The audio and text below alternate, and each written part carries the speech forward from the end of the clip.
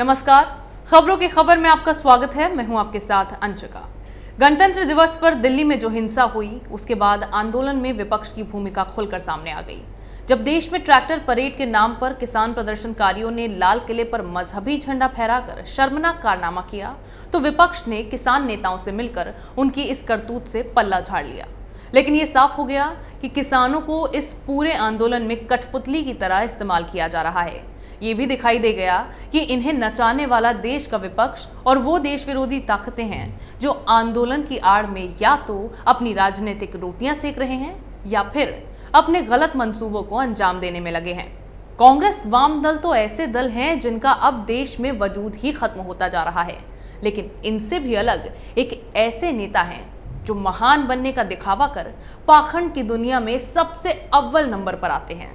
इनके दो चेहरे हैं।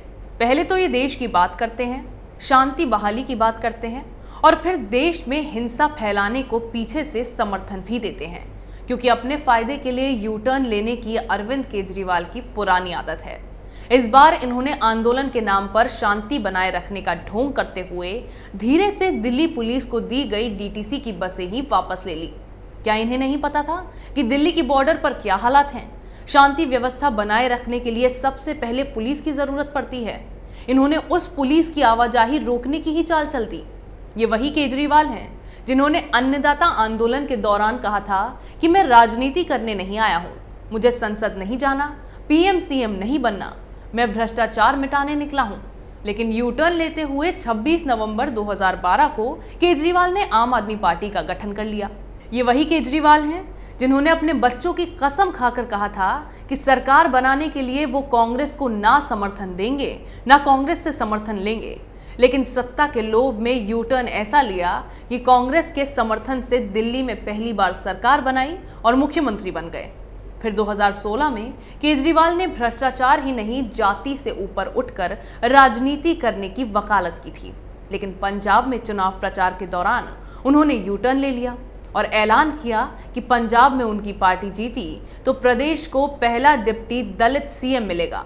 भ्रष्टाचार पर बड़ी बड़ी बातें करने वाले केजरीवाल ने जब नोटबंदी हुई तब भी यू टर्न मारा और इसके खिलाफ कई सवाल खड़े किए। यही केजरीवाल थे जो कहते थे कि वो सरकारी बंगला, गाड़ी और लाल बत्ती नहीं लेंगे, लेकिन मुख्यमंत्री बनने पर न सिर्फ खुद के लिए बल्कि अपने तमाम मंत्रिमंडल सहयोगियों के लिए भी सरकारी ऐशो आराम हासिल किए। इस बार भी महापुरुष केजरीवाल ने ऐसा ही किया। पुलिस की सुरक्षा के साथ ही खिलवाड़ कर डाला। इन्होंने पुलिस की ड्यूटी में लगी डीटीसी की बसों को ही वापस जाने के आदेश जारी कर दिए। दरअसल हमारे देश के अन्नदाताओं के नाम पर बैठे आंदोलनकारियों ने 6 फरवरी को चक्का जाम का ऐलान किया है, जिससे पहले ही विदेशी चीयरलीडर्स के ट्वीट्स और नासमझ ग्रेटा थनबर्ग की बेवकूफ़ी से शेयर किए गए टूल किट के बाद किसान आंदोलन का असली चेहरा सामने आ गया। ऐसे में अब खुद को किसान नेता कहने वाले इन फर्जी लोगों की हवा टाइट हो गई और ये परकटे पंछी की तरह फड़फड़ाने लगे। राकेश टिकैत कहते फिर रहे हैं कि वो जानते नहीं रिहाना, ग्रेटा और मियां खलीफा ये कौन लोग हैं। फिर इनका दोगलापन सामने आता है और अगले ही पल ये कहते हैं कि सिर्फ किसान आंदोलन का ही समर्थन कर रहे हैं। अब अगर राकेश टिकैत के दोगलेपन की बात आई है तो कुछ बातों पर और गौर कर लेते हैं। चक्का जाम के लिए दिल्ली पुलिस ने राजधानी की सीमाओं पर कड़े इंतजाम किए, जिसे देखकर इन फर्जी किसान नेताओं के पसीने छूट गए और इन्हें अपने ही प्लान फ्लॉप होते नजर आने लगे, क्योंकि बॉर्डर पर बैरिकेडिंग लगाई गई, कीलें बिछवा दी गई, कटीले तारों के साथ ऐसे कड़े इंतजाम किए गए कि इस बार उपद्रवी चाहे कितनी भी कोशिश कर लें, लेकिन दिल्ली में हिंसा फैलाने का मौका उन्हें फिर नहीं मिलेगा। इस पर राकेश टिकैत कहने लगे कि हमें जब दिल्ली जाना ही नहीं है तो फिर इस तरह की तैयारियां किसानों को रोकने के लिए क्यों की जा रही है। और फिर सबसे दिलचस्प बयान सामने तब आया जब अपनी ही बात से राकेश टिकैत पलटते नजर आए और दिल्ली में भी 6 फरवरी को 3 घंटे के लिए सड़कें ब्लॉक करने का ऐलान कर दिया। इनके दोगलेपन की हद तब हो गई जब सब करने के बाद भी इन्होंने ये कहा कि इसमें पीएम मोदी के खिलाफ कोई अपशब्दों का इस्तेमाल नहीं करेगा। अरे कहा तो आपने ये गणतंत्र दिवस की ट्रैक्टर परेड के लिए भी था कि दिल्ली में शांतिपूर्ण तरीके से परेड निकाली जाएगी, तो फिर ये उत्पात कैसे मचा? अब इतने खुलासे होने के बाद इन फर्जी किसान नेताओं की बातों पर भरोसा नहीं किया जा सकता। तो फिर इनकी बात में बल पड़े उसके लिए मदद का दिखावा करने पहुंचा विपक्ष और सबसे पहला हाथ बढ़ाया दिल्ली के सीएम अरविंद केजरीवाल ने। भला ये मदद करीम ही क्यों ना, आखिर पंजाब में विधानसभा चुनाव आने वाला है, अगले साल यूपी में भी चुनाव है, तो फिर पार्टी का प्रचार करने का इससे बढ़िया मौका कहां मिलेगा। वोट बैंक की राजनीति नहीं करेंगे तो कैसे आम आदमी पार्टी का नाम देश भर में चमकाएंगे। इसी कड़ी में देश की बात करने वाले केजरीवाल भी देश विरोधी गतिविधियों को अंजाम देने में साथ आ गए। सबसे पहले तो इन्होंने अपने दोगलेपन और मोदी सरकार के खिलाफ घृणा को लेकर गणतंत्र दिवस पर भड़की हिंसा को लेकर बयान जारी किया। 26 जनवरी को हिंसा हुई जो दुर्भाग्यपूर्ण थी। किसानों पर फर्जी केस पे केस लगाए जा रहे हैं। जो भी पार्टी इसके लिए असल में जिम्मेदार है उसे सख्त से सख्त सजा मिलनी चाहिए। केजरीवाल ने नाम तो नहीं लिया, लेकिन एक तीर से दो निशाने जरूर कर डाले। दिल्ली में स्थिति का जिम्मेदार भी उन्होंने बीजेपी को बता दिया है। फिर इन्हीं की पार्टी के लोग आम आदमी बनकर किसानों से मिलने पहुंचे। केजरीवाल ने कहा कि जिस देश का किसान दुखी है वो देश कभी सुखी नहीं रह सकता। हम सब लोगों को मिलकर किसानों का अहिंसा पूर्वक साथ देना चाहिए।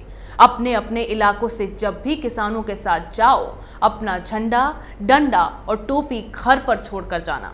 किसानों के बीच गैर राजनीतिक तरीके से देश का एक आम नागरिक बनकर जाना। केजरीवाल जी, पहली बात तो पंजाब, हरियाणा और पश्चिमी उत्तर प्रदेश का किसान पूरे देश के किसानों का प्रतिनिधित्व नहीं कर सकता।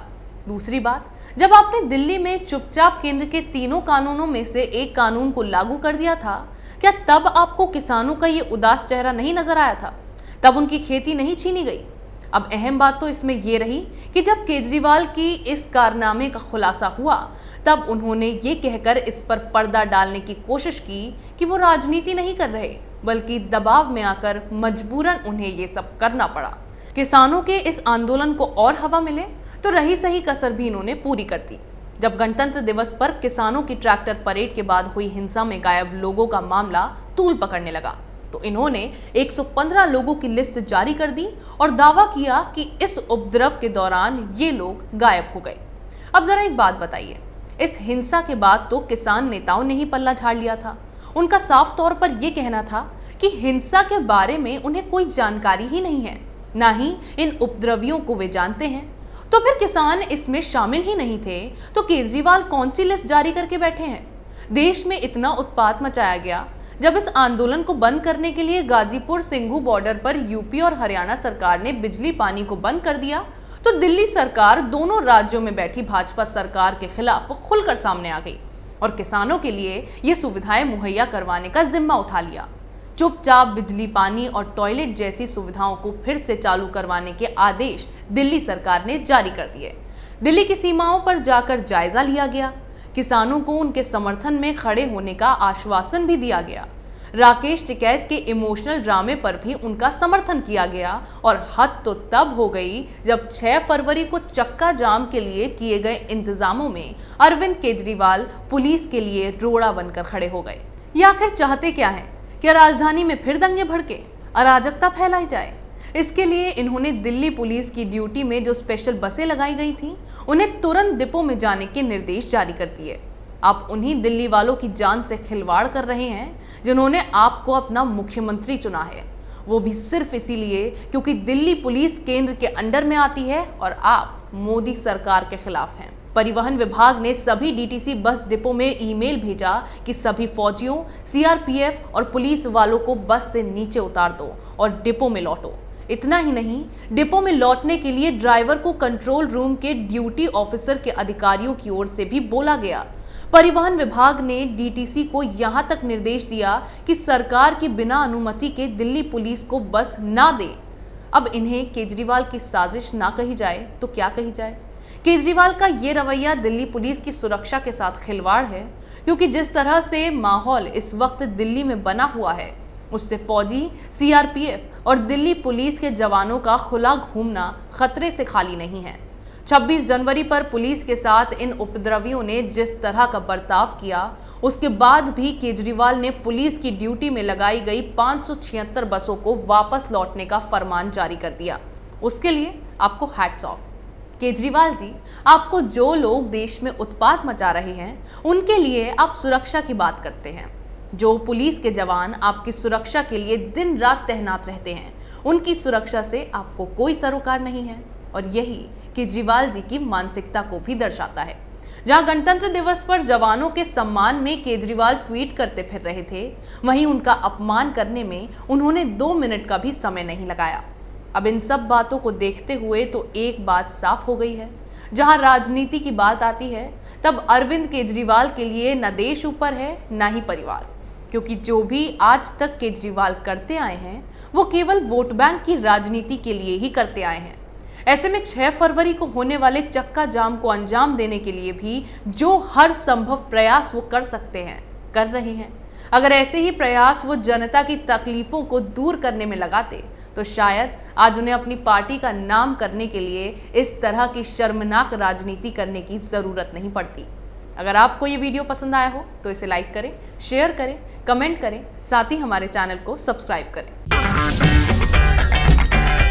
अगर आपको हमारा वीडियो पसंद आया हो तो इसे लाइक करें, हमारे चैनल को सब्सक्राइब करें और हाँ, बेल आइकन दबाना ना भूलें ताकि आप तक हमारे वीडियो की नोटिफिकेशन पहुंचती रहे। आप अपना सुझाव हमें कमेंट बॉक्स में दे सकते हैं। हमारे साथ जुड़ने के लिए शुक्रिया।